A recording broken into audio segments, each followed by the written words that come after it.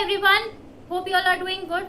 सो आप लोगों ने जो भी जामिया का रजिस्ट्रेशन करना चाहते थे कर दिया होगा। कुछ लोगों को थोड़ी बहुत दिक्कत भी आई थी बट एट द एंड वो सॉर्ट आउट हो गई होंगी। अब डिस्कस करते हैं कि कितना सिलेबस जो है वो जामिया का डिफरेंट था डीयू से। आप लोगों ने दिल्ली यूनिवर्सिटी का एग्जाम भी दिया है, उसकी प्रिपरेशंस भी की है, तो अब जामिया की प्रिपरेशन करना आपके लिए काफ़ी इजी हो जाएगा क्योंकि काफ़ी सारे टॉपिक्स, फॉर एग्जांपल इको हो गया आपका, माइक्रो मैक्रो एंड अकाउंटेंसी का कुछ पार्ट हो गया, लॉ का कुछ पार्ट हो गया, ये कुछ चीज़ें थी जो दोनों में कॉमन थी। नाउ आज हम डिस्कस करेंगे जो कॉमन नहीं थी और कितना पार्ट आप ऑलरेडी कवर कर चुके हो जो कि इम्पोर्टेंट था for Jamia also and for Delhi university also. So for example हमने किया था इको का माइक्रो एंड मैक्रो, तो जामिया में भी माइक्रो एंड मैक्रो है एंड दिल्ली यूनिवर्सिटी में भी। जामिया में बेसिकली जो आपके कर्व हैं जितने भी, और ये जो मार्केट स्ट्रक्चर है, AR, MR, कौन प्राइस टेकर है, कौन प्राइस मेकर है, इस टाइप के क्वेश्चन ज़्यादा आते हैं। And then money and banking chapter में से रेपो रेट, बैंक रेट, इस टाइप के क्वेश्चन जो हैं वो कुछ ज़्यादा आते हैं फ्रॉम मैक्रो। देन अगर हम बात करें अकाउंटेंसी की, तो जामिया के अंदर कोई डायरेक्ट आपका सेक्शन वाइज क्वेश्चन नहीं होता है।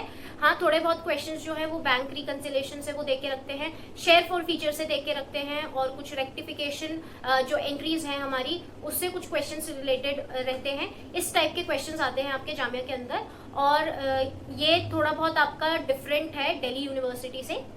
Then you have financial management कह लो इसको, या फिर आप कह लो मैथमेटिक्स ऑफ फाइनेंस।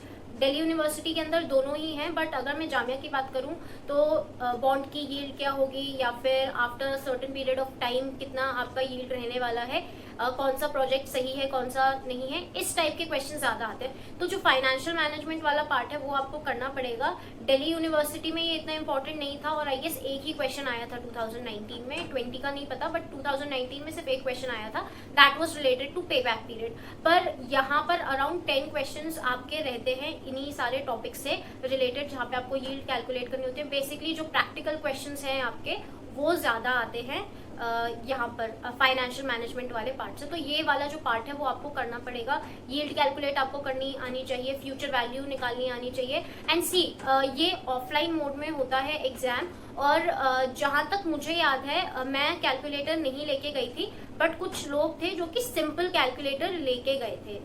सिंपल वाला, कोई साइंटिफिक कैलकुलेटर नहीं होगा, और कोई रफ शीट नहीं मिलती आपको।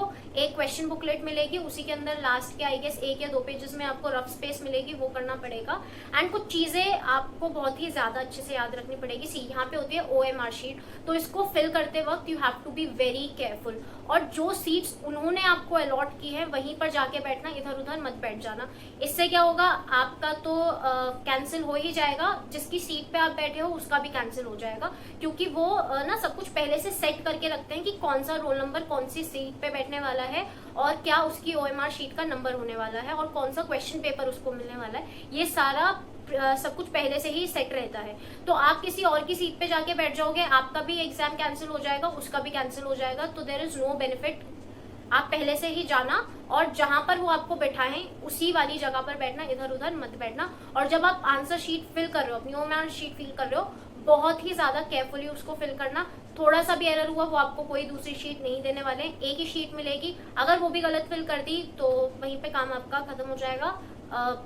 अगर आपका मतलब बहुत अच्छा भी गया होगा एग्जाम तो वो कैंसिल ही हो जाएगा, क्योंकि आपने OMR शीट जो है वो गलत फिल की है। तो प्लीज कीप इन माइंड कि OMR शीट फिल करते वक्त you have to be very cautious and careful.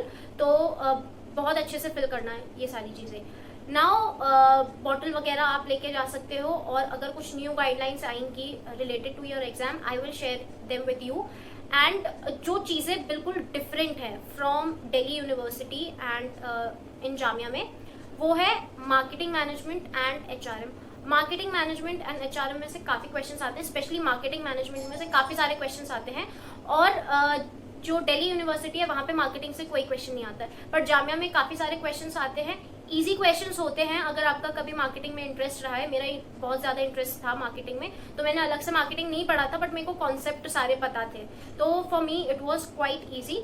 Marketing में से आपका प्रोडक्ट लाइफ साइकिल और क्या कहते हैं कंज्यूमर बिहेवियर हो गया आपके पास, टाइप्स ऑफ कंज्यूमर हो गया, देन यू हैव जो डिफरेंट ओरिएंटेशन ऑफ मार्केट है, प्रोडक्ट ओरिएंटेशन और प्रोडक्शन ओरिएंटेशन, इस टाइप के जो क्वेश्चंस हैं वो काफ़ी सारे आ रखे हैं.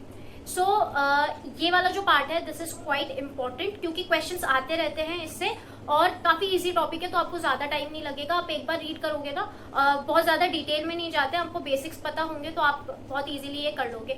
HRM में से जो आपके डिफरेंट वेज प्लान्स होते हैं, जैसे काफ़ी सारे प्लान्स थे, आई डोंट रिमेम्बर, मेरा HRM इतना स्ट्रॉन्ग नहीं था, बट इसमें से भी आपके कुछ क्वेश्चंस आते हैं जो वेरियस वेजेस प्लान थे. और जो स्टाफिंग वाला जो पार्ट है, इसमें रिक्रूटमेंट में जो डिफरेंट टर्म्स आते हैं ना, जैसे जॉब इवैल्यूएशन क्या है, जॉब डिज़ाइन क्या है, जॉब डिस्क्रिप्शन क्या है, इस टाइप के जो कुछ क्वेश्चंस हैं जो कि सिमिलर रहते हैं. ऑप्शन आप देखोगे तो आपको लगेगा कि हाँ सारे ही ऑप्शन सही हैं, बट सारे ऑप्शन सही नहीं रहते हैं. तो आपको ये वाले जो टर्म्स हैं ये पता होने चाहिए. देन मार्केटिंग एनवायरनमेंट आपका क्या है, इसको इको एनवायरनमेंट कह लो या फिर सॉरी बिजनेस एनवायरनमेंट कह लो या फिर मार्केटिंग एनवायरनमेंट कह लो. अलग अलग टॉपिक्स हैं, बट जो कंटेंट है दोनों का ऑलमोस्ट सेम सा ही है.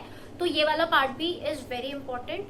एंड इसके अलावा कुछ खास डिफरेंस नहीं होता है, अपार्ट फ्रॉम कि जो फर्स्ट आपके कुछ 10 क्वेश्चंस हैं वो आपके उसमें कुछ करंट अफेयर्स रहेंगे एंड कुछ वोकैबलरी बेस्ड क्वेश्चंस रहेंगे. सी करंट अफेयर्स तो आप कर सकते हो, पर वोकैबलरी बेस्ड क्वेश्चन के लिए आपका वो जो वोकैबलरी वाला पार्ट है वो थोड़ा सा स्ट्रॉन्ग होना चाहिए.